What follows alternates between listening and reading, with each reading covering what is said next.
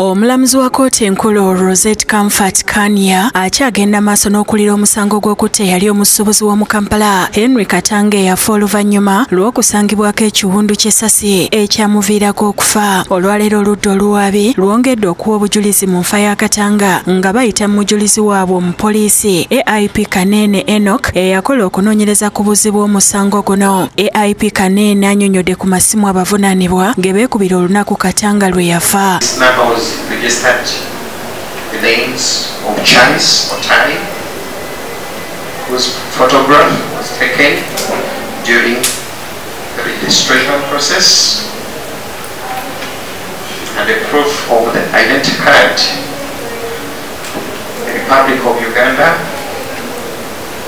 supplied to Telecom. The names of Otai Chance, my lord.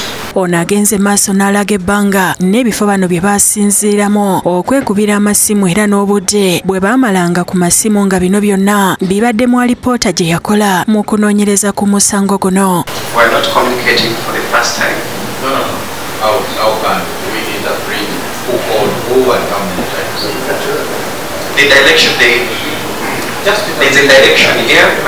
Kanene era alaze obujulizi bwe yazuula mu kunoonyereza ku butambi obwakwatibwa CCTV kamera y'awaka.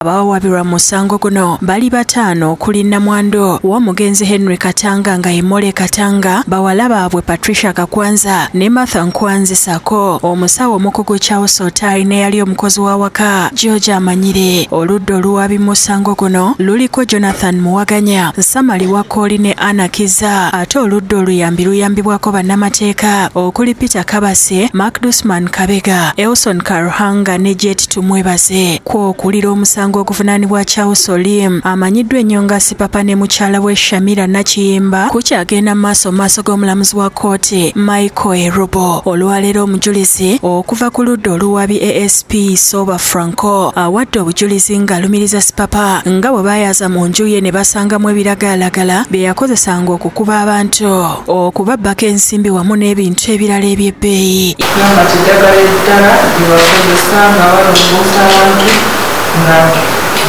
baagala basirisa era tubanga otuuse kumbi oyinza okuzibika nagamba nti eddala liyinza okukulumya omutwe n'owulira nga mumweze. Bino byonna bibadde bigenda maaso nga Sipapa ne Nakiyimba ababadde banekaanekanye bali mu kwewuunaganya n'okwekuba obwama. Sipapa ne Nakiyimba bavunaanibwa emisango okuli okubbisa eryanyi nga bakozesa ebiragalalagala n'emirala. Omusango guddamu olunaku olw'enkya. Ssenfuma Joseph Innocent yakusakidde eggulire lino ku Lwabukedde TV.